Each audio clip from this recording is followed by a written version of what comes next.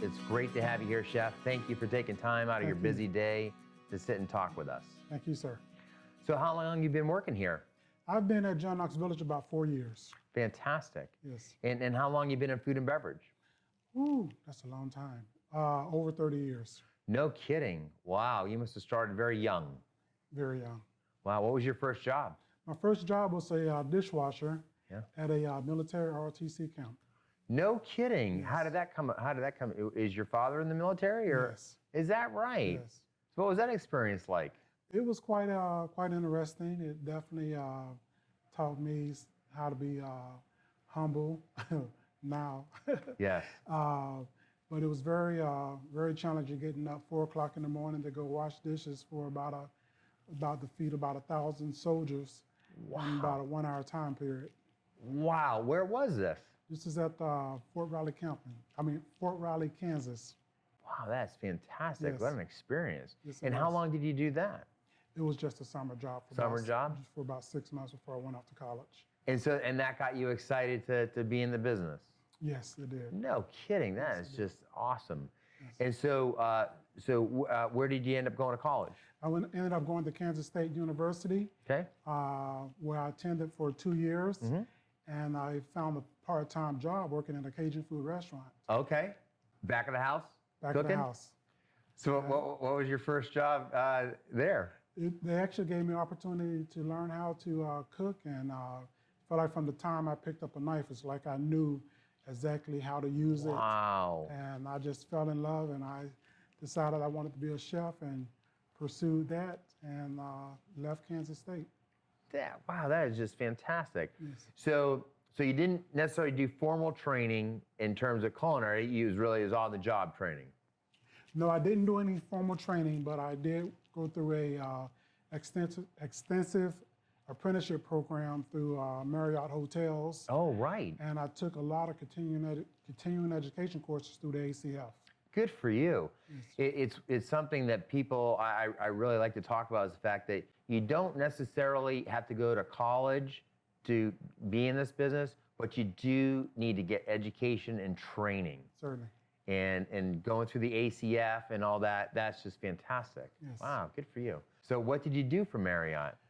I started out with Marriott as a assistant food production manager. Mm-hmm. Worked my way up to executive chef. I worked for them for 8 years. Wow. At 5 different Marriott Corporation hotels. These are all full service hotels where the food ranged anywhere from down home to more higher end steakhouses and tons of catering. Oh, wow. So a lot of corporate stuff? A lot of corporate stuff. Yeah. Yes. I did a similar thing with Weston back in the 80s, and so that's how I kind of got trained on banquets and events Yes. and corporate dining and all that kind of stuff. So it sounds like a very similar path. Yes. That's awesome. So then you were Marriott for 8 years. So how did you end up getting into senior living? After Marriott, Yeah. I went to work for a company that provided food service at convention centers. Oh, yeah. So I did that for about 8 years, and Wow. then back in 2007, 2008, when the economy I decided remember that very succinctly. decided it had different plans. Yes, it does. And so I left that, and well, unfortunately, we know what we all happens. lost our jobs then. Lost my job there, Yeah. and also I had an opportunity to be a health inspector. Oh, no kidding. Yes, and I thought that was fantastic. Wow. 'Cause it gave me the opportunity to learn what are they looking for, the health Yeah. department. Right. And so I did that for 4 years, and then I had an opportunity to come work for John Knox Village. Oh, wow. And so I decided to act on that, and I felt all my experience over the years would just come and play here. Well, I have to tell you something. I have been in hundreds of kitchens in my career, like literally. And I'll tell you right now, you have, without a doubt, one of, if not the cleanest kitchens I have ever seen. Outstanding. And Thank you. I'm saying that sincerely. I was blown away when I walked in your kitchen. Great, thank you. I have So great staff. good for you. This is just awesome. So So okay, so you came here, so you saw an opportunity. Is it something you saw in the paper, or did someone tell you, hey, this thing is going to open up here, and they're looking for somebody? How did that come about? I just ran across Todd, and I started Oh, inquiring about what type of food they did here. okay, And speaking with Todd, I was surprised to hear that they were looking for chefs with hotel and restaurant and convention right. center backgrounds, um, and so it interested me. A lot of people in the hospitality side of the business don't realize that in healthcare and senior living, there is just as many interesting opportunities as there are out there, and yet it's a lot of similar work, but it's different, isn't it? Yes, it is. And so, what is it that you like about it? What would you tell people, your old hotel colleagues? What would you say to them? There's life outside of hotels. Yes, sir. I know that all too well. Yes. It's a great life Yes. outside of hotels. But what it has allowed me to do is to maintain my sense of creativity, my independence as a decision maker and culinarian, at the same time providing exceptional food and service to the residents of the facility. Restaurant quality food Right. to the residents. With the variety that I'm sure a guy like you likes to be able to show off. Well, I'm able to change my menu weekly. What I do is I have about 5 or 6 standard items, which are our proven sellers. The Right. residents wouldn't be happy if I removed those from the menu. Sure. But outside of that, every week I add another 6 to 7, sometimes 8 items to my weekly menu. Wow. Seasonal items, local, fresh, you name it, I'm able to do it. What mechanism do you use to get feedback from your residents about the food that you're feeding them? Well, the same thing that you would do in a higher end restaurant. You would go out and you would do your table touches. I was going to say, touch those tables, Yes, right? sir. Not a lot of chefs do that. Yes, you have to take the time to do that. If you really want to know how you're doing, talk to your residents, talk to Yes, your guests. sir. They really will let you know. Right. And what a lot of people should know is you have an open kitchen. So Yes. you're actually finishing, you're actually cooking right out in the dining room, which is, Yes. I think, a fantastic thing to do. It's great. It allows the residents to get up from their tables, walk over and look over and kind of see what we're doing. Right. See we're cutting fresh vegetables and Yeah. doing sauces from scratch. Yeah. And they get to jump in and ask questions and just have a good time with it. So what is the one thing, what inspires you every day to come in to do this job? I mean, you're still, I know you're not in the hotels anymore, but you're on your feet all day. I mean, Yes. you know? Well, when you love what you do, don't feel the need to look at the clock every 5 minutes. Right. When you're able to come to work and be an artist, Yes. the plate is the canvas. Yes. And it's an opportunity to express yourself and get almost immediate gratification from it. Right.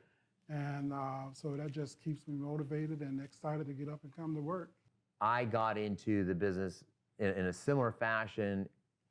That immediate feedback, you know the old saying, we're only as good as our last meal we serve. Yes. And so when you know you hit it and then you get that feedback that validates it, I mean, it really makes you feel good, like, okay, I did my job today. I can go home and relax, and I'm going to come back tomorrow and do it again. Yes. So in terms of the training that you have received here, tell us about your personal, training for senior living and all that. So how has that gone for you? It's gone pretty good for me.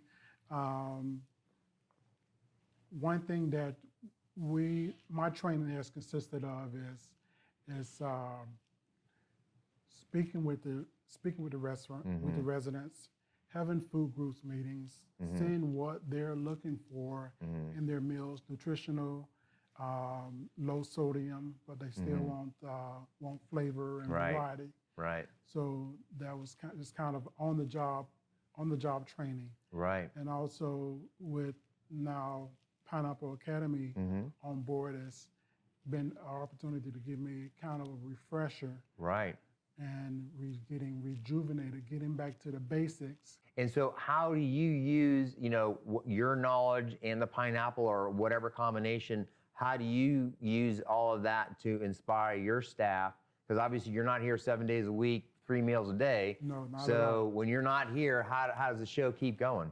The show keeps going, but we have, when I have meetings with my staff, what I do is, first of all, is I try to lead by example. Right.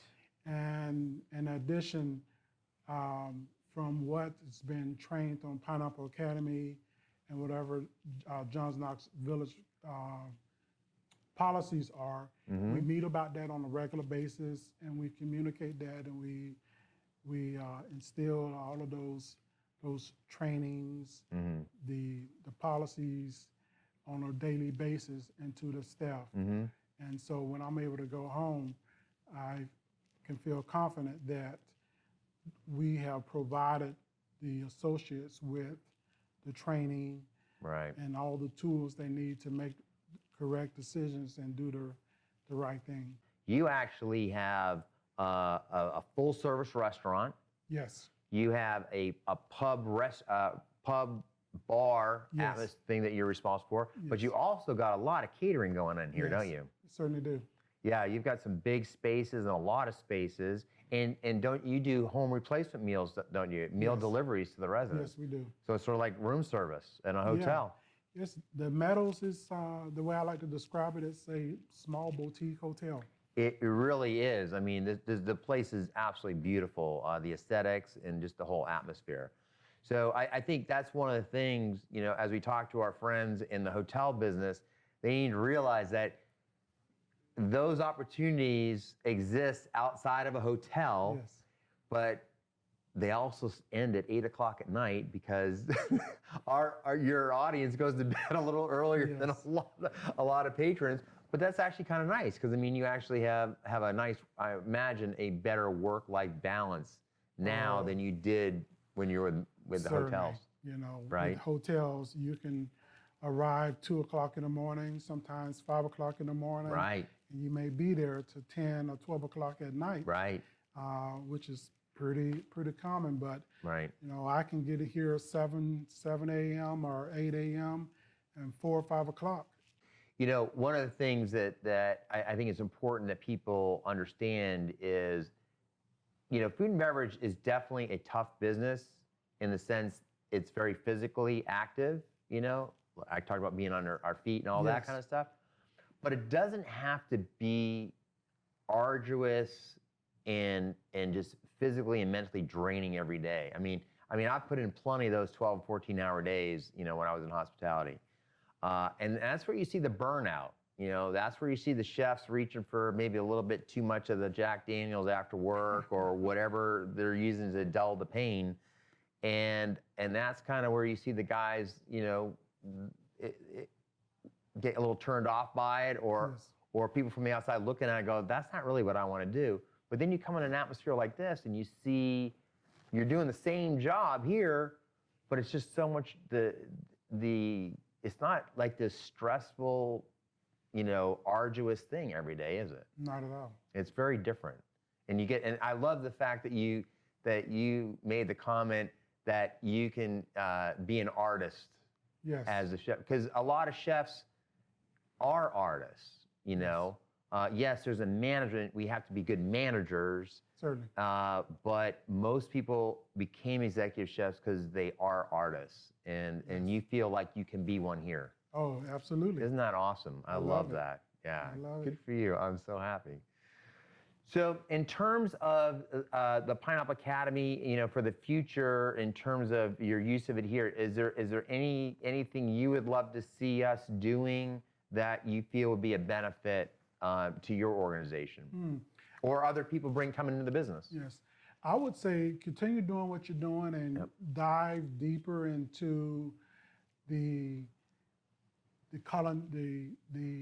hiring and culinary aspects of it, besides the senior living side. Right. Focus more on the restaurant quality, the restaurant quality side, the current culinary trends, and good point. Yeah. making of stocks and Right. pan sauces, and just almost like I like to say, getting back to the basics and showing the up and coming chefs or experienced chefs that this is what's available. So what would you say to young people today about this industry? I would say that if you're competitive, if you're creative, if you just have that drive to be a servant, to service, maybe this industry is for you. It can give you the opportunity to as I like to describe it, take that plate and it's your canvas. Right. Be as creative as you're able, as you're able to be. Right. Have the enthusiasm to serve your residents and customers and get enjoyment out of it. Right. And there's even room for, if you like to say you're an athlete. Right. If you want to be in this industry, it might be for you. You love that higher energy, that competitiveness. Right. There's food competitions. Right. That you're able to do, which I was able to do for a number of years. Oh, you participate in ACF events? Oh yes, ACF. Really Yes. nice. Good for you. No matter what your previous experience has been, the food business will give you the opportunity in various avenues to bring that all together. Well, that's some great advice there, Chef. Thank you so much you, for sir. sharing that. It's been an absolute pleasure talking to you today. And Thank you, I sir. want to thank you for doing what you do and for being an inspiration to all of us. My pleasure. Thank you, sir. Thank you.